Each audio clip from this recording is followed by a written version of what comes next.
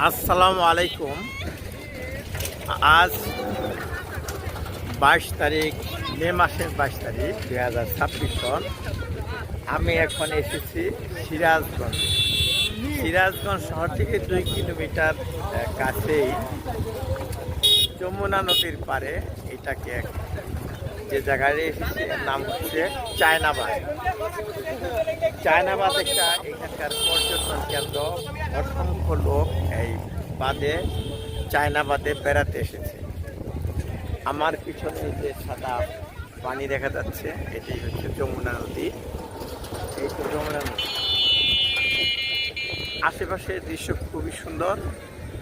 এখানে আমি বড় বড় টারবাইন দেখতে পাচ্ছি। এখানে বিস্তীর্ণ এলাকা খালি জায়গা, প্রচুর বাতাস বইতেছে। এই বাতাসের টারবাইন ঘুরে আর বিদ্যুৎ উৎপন্ন হয়, এই জন্য এখানে টারবাইন লাগাইছে। তা আসুন আমার সাথে দেখুন, আমি দেখাচ্ছি।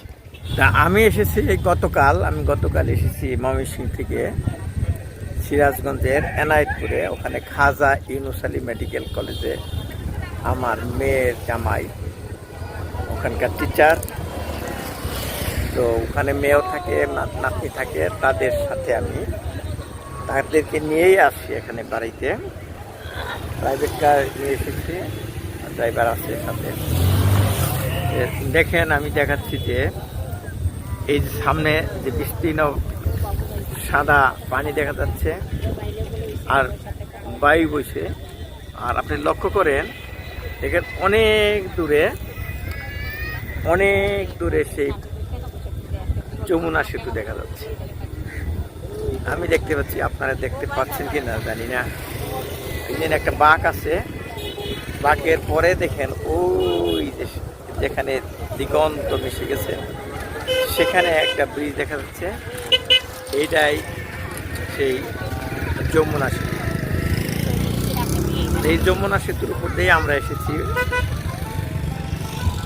ময়মনসিংহ থেকে এলেঙ্গা হয়ে। এই প্রচুর অনেক পর্যটক এখানে ভিড় করেছে।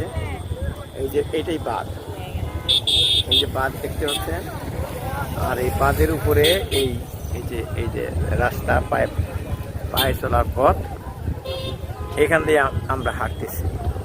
এইখান দিয়ে সবাই ঘুরতেছে। আর কেউ কেউ পানি পর্যন্ত গেছে, কেউ কেউ নৌকা ভ্রমণ করতেছে। আর এইদিকে আছে এই যে পাকা রাস্তা আছে, এই রাস্তা দিয়ে আমরা প্রাইভেট কার নিয়ে এসেছি। সুন্দর রাস্তা আছে।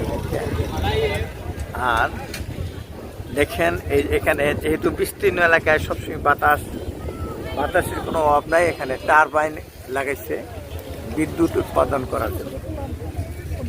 একটা কথা আপনারা জেনে রাখবেন যে এই টারবাইন ঘুরাইতে যে বায়ুটা দরকার হয়, বায়ুর কোনো কিছু শেষ নাই। হ্যাঁ, এই বায়ু থেকে যে এই বিদ্যুৎ বা জ্বালানি উৎপাদন হচ্ছে এর কোনো শেষ নাই। রিনিউয়েবল শক্তি এটা। বাংলাদেশে এই সম্পদের প্রচুর আমাদের আছে। আমাদের কয়লা এবং তেল এটা কিন্তু শেষ হয়ে যায়, কিন্তু এই বায়ুর কোনো শেষ নাই। আমরা যদি বায়ু দিয়ে যদি বিদ্যুৎ উৎপাদন করতে পারি, তাহলে আমরা আমাদের তেলের উপর বা বিদেশের উপর আমাদের নির্ভরশীল হতে হবে না। তাই দেখেন এই তার একটা এক্সাম্পল হচ্ছে এই যে টারবাইন, এই যে 3 চাকার মানে 3 পাখার যে টারবাইন দেখতে পাচ্ছেন, এটা অনেকগুলো টারবাইন এখানে লাগানো।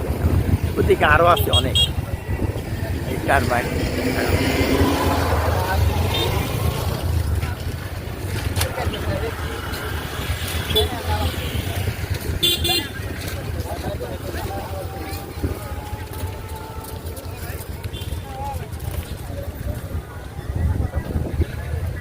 আমার মেয়ে, আমার ওয়াইফ এবং নাতনিরা ওইদিকে গেছেন, ওদিকে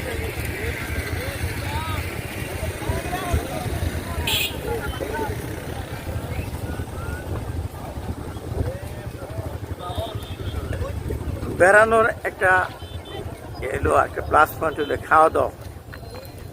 খাওয়া দাওয়ার ভ্যারাইটি এখানে আছে। এখানে যে আনারস বিক্রি করতেছে, আনারস কেটে কেটে বিক্রি করতেছে। আনারস এখন সুবিধা হলো ছোট সাইজের আনারস নামছে। একটা আনারস একজনে খেয়ে খেয়ে ফেলতে পারে এরকম। আরও দেখছি এখানে বসে বসে বাদাম টানা বাদাম।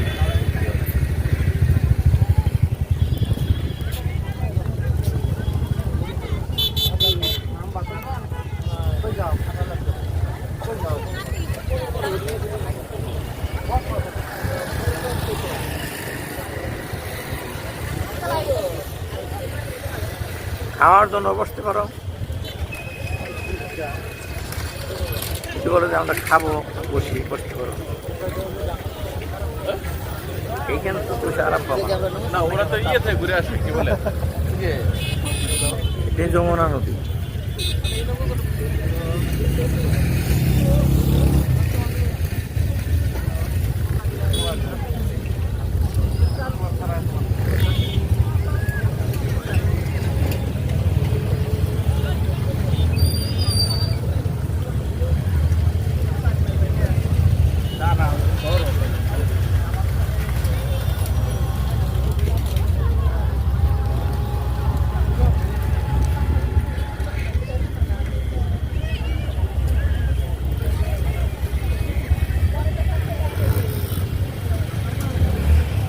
ওই তো দেখা যাচ্ছে যমুনা ব্রিজ। ব্রিজ দিয়ে আপনার টাঙ্গাইল হয়ে ঢাকা যাই বা আমরা কালিয়াতি হয়ে ময়মনসিংহ যাই, সেই ব্রিজের এইখানে দেখা যাচ্ছে। আর এই যমুনা নদীর পার্কে রক্ষা করার জন্য যে বাঁধ দেওয়া হয়েছে, সেই বাঁধ হলে এটা ক্রস বাঁধ নামে পরিচিত। তবে জনগণের কাছে এটা চায়না বাঁধ নামে সবাই বলে আমরা চায়না বাঁধে বেড়াই।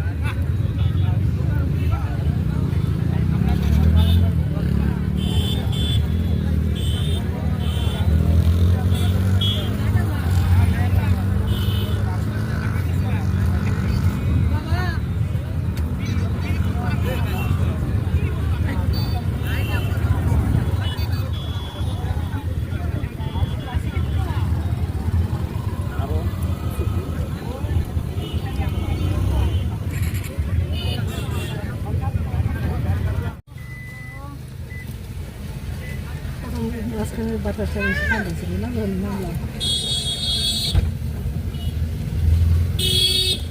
এখন বাতাস একটু কম। কোন দিকে যাবো? বামে। ডাইনে ওই যে রুট থেকে বাম ঢুকলাম ওই রুট থেকে ডাইনে উঠলাম।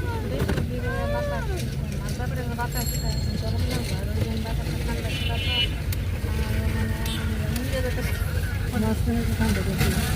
আমরা এখানে 3 নাম্বার বাদে এসেছি, আবার ব্যাক করে আমরা 1 নাম্বার বাদের দিকে যাচ্ছি। 3-এর পরেও 4 আছে, 4টা পরে হয়েছে। এখান থেকে ওই টারবাইনগুলো দেখা যাচ্ছে।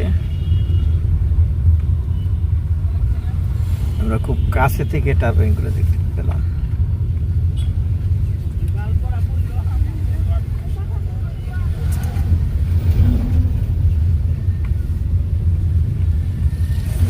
বৃষ্টি না?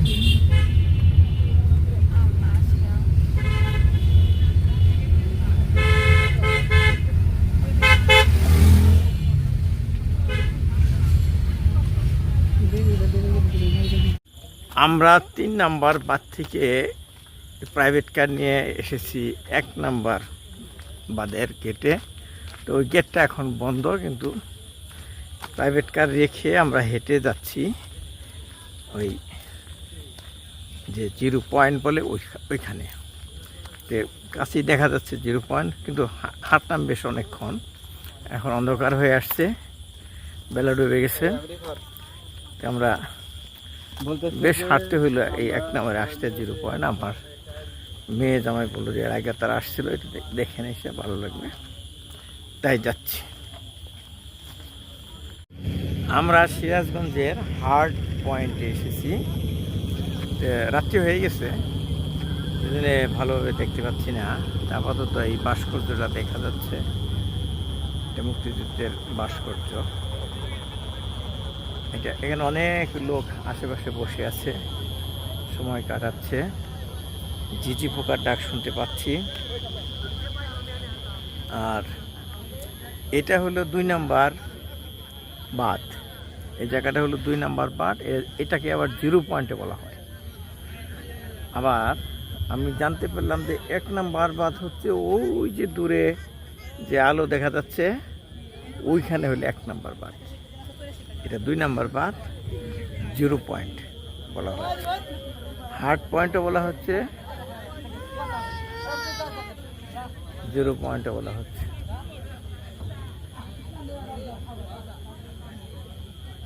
দেখেন, তো আমাদের হেঁটে আসতে হয়েছে। মাঝখানে দেখা গেল যে গেটটা বন্ধ, প্রাইভেট কার রেখে আসছি।